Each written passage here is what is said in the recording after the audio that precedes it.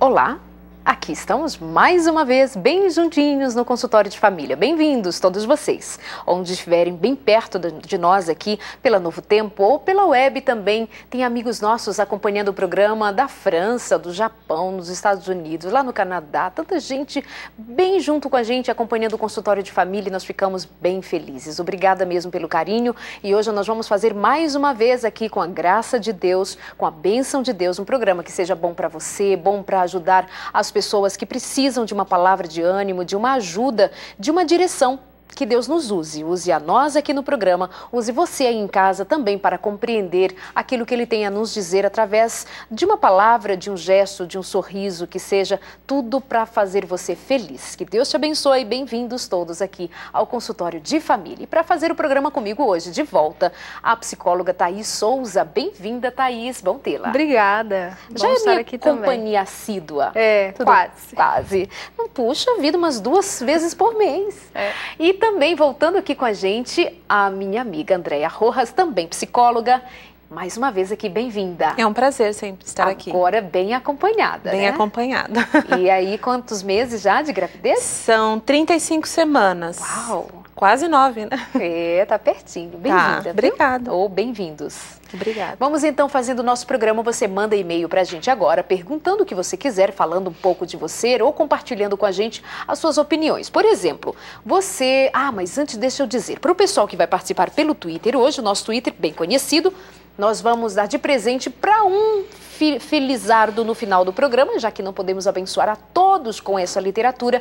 Mente, Caráter e Personalidade, mais um trabalho feito assim com muito carinho do coração de Deus para você, da escritora Ellen White, Mente, Caráter e Personalidade. No final do programa, todo o pessoal lá do Twitter vai estar concorrendo a um exemplar do Mente, Caráter e Personalidade. E eu estava dando uma olhadinha aqui nesse livro, inclusive, ele em alguns capítulos fala sobre educação. Fala algumas questões relacionadas à educação, algumas limitações que os pais enfrentam, algumas dificuldades dos filhos em serem educados. Fala da incapacidade de meninos e meninas serem regidos por suas próprias ideias, já que não estão completamente formados. Fala da educação que produz fraqueza mental e moral. Sabia que tem um tipo de educação que diminui o indivíduo, quando na verdade deveria ser algo para acrescentar, para formar, para fazer gente grande? Pois é, eu estava dando uma olhadinha nisso aqui também, porque hoje estava acompanhando um dos nossos telejornais e aí vi uma matéria sobre a lei anti-palmadas, vamos dizer assim. E está ali tramitando, o Congresso discutindo, a sociedade sendo chamada à discussão. Afinal de contas, dar palmadas nos filhos para educá-los, pode ou não pode? Thaís.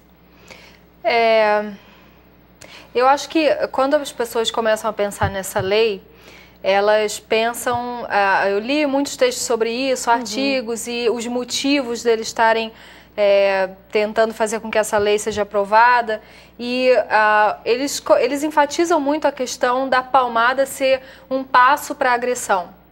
Né? Isso. Mas eu acredito que não necessariamente a palmada seja um passo para a agressão.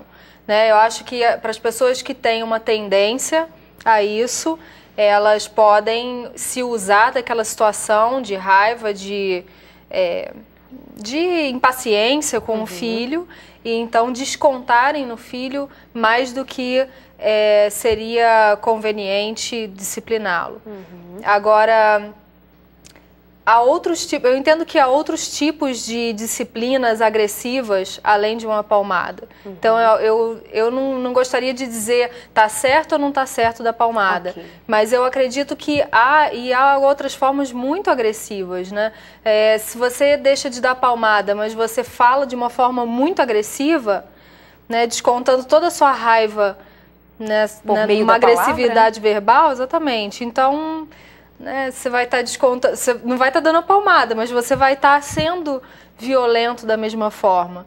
Então eu acredito que não seja só não dar a palmada, né? É também uma questão de educação dos pais, de saberem lidar com os próprios sentimentos no momento de disciplinar os filhos, né? Será que a palmada, essa palmada, quando a gente fala em palmada, não estou falando de espancar, não estou falando de dar uma surra. É o que eles chamam de pedagógica, né? Existe isso, palmada pedagógica? Eu acredito que dentro da disciplina, quando você consegue o ideal da disciplina, que é você conversar com a criança, explicar o porquê que ela vai apanhar, como a Thaís bem colocou, não no momento de irritação nem de raiva, mas dentro desse processo da educação, ela cabe. Agora, eu acho muito mais rico, ao invés de pensar numa lei, que se amplie a discussão sobre disciplina, né? Que oriente melhor aos pais, porque eu acho que isso é muito mais produtivo em termos de cidadania do que simplesmente colocar uma lei sem discussão, sem preparar pais, sem preparar a sociedade, tanto para educar esses filhos nessa situação, quanto para punir. Porque se virar lei, provavelmente vai ter a punição.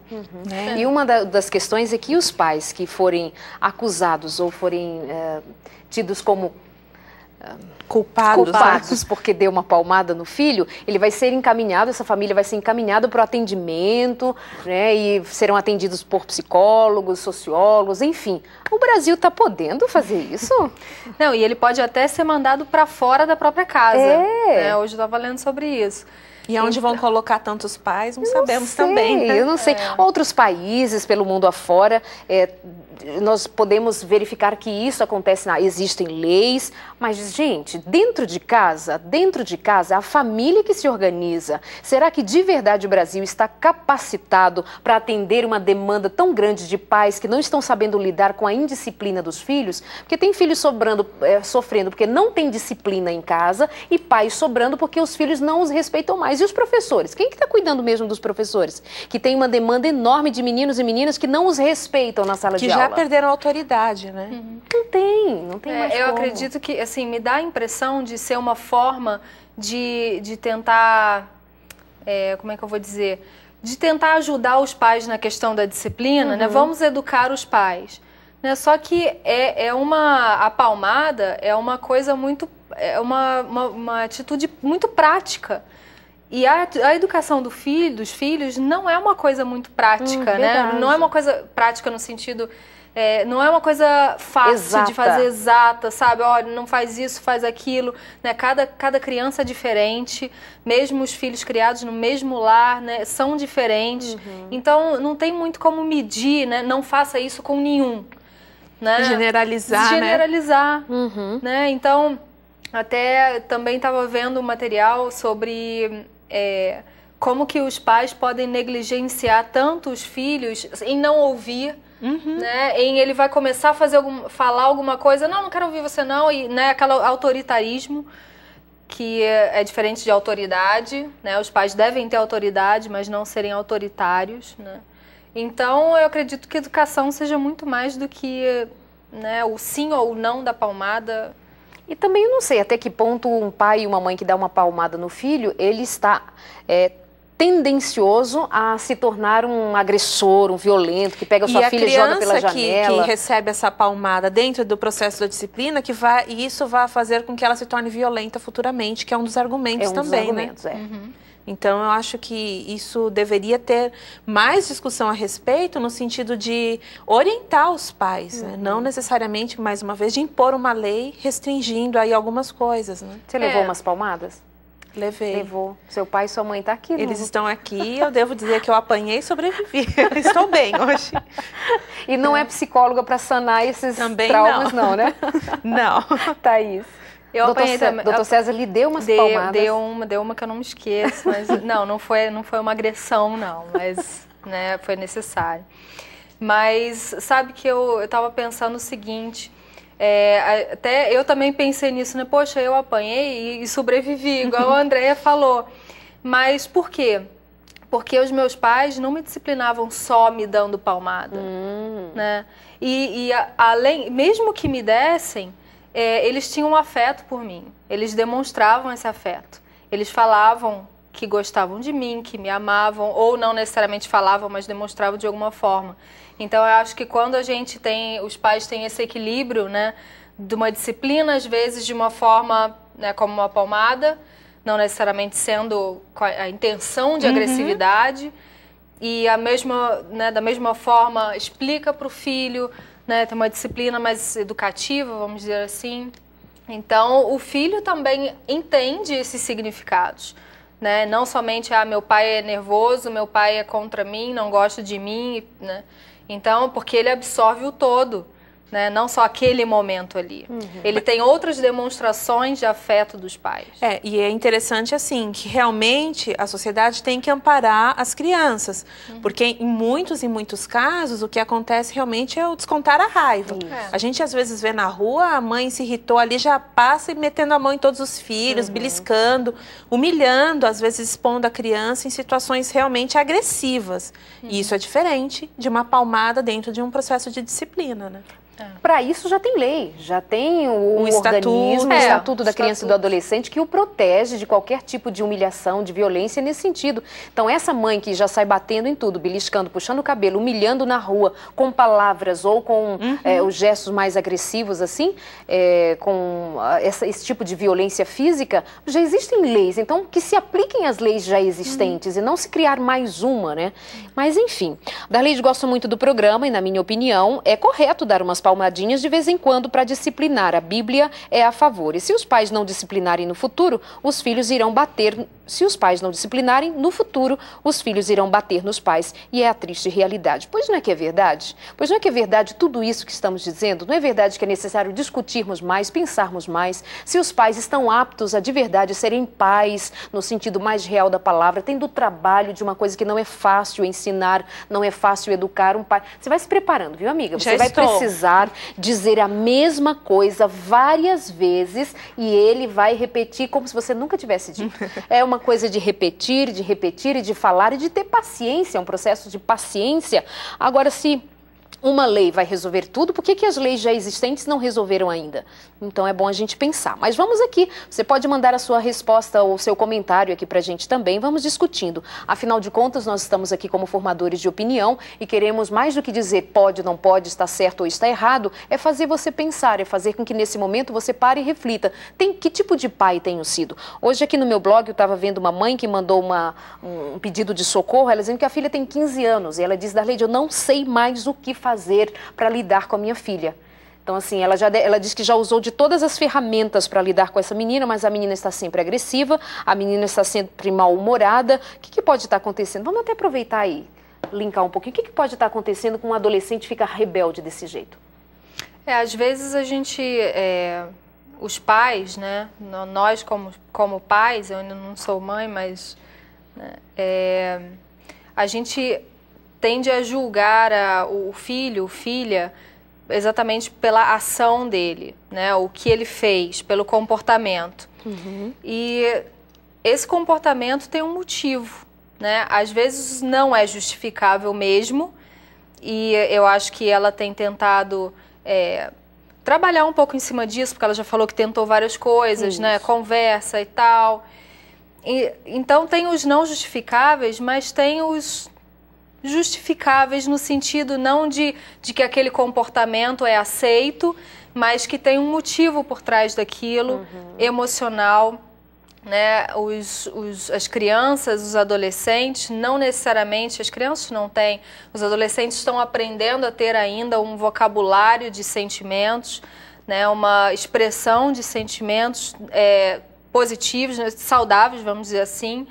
Então, nem sempre, mesmo um adolescente, sabe chegar para o pai e dizer, estou angustiado, né? Tô mal com isso que aconteceu. E às vezes os pais também não dão muito essa abertura. Ou às vezes dão, mas o adolescente ou a criança não sabe chegar e falar.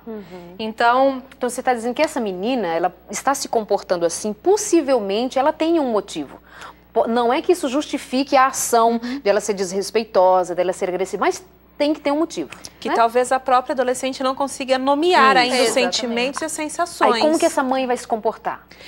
Eu penso que tendo esse canal de abertura, ela vai se manter firme, sim, em relação à disciplina, até porque não dá para tolerar vários comportamentos, claro. Mas mantendo esse canal aberto de aproximação, tentando ajudar a filha a dar nomes, a entender a situação, quando que essa rebeldia aparece, em quais situações isso acaba vindo mais à tona, para entender um pouco do mecanismo dessa menina e tentar chegar até ela.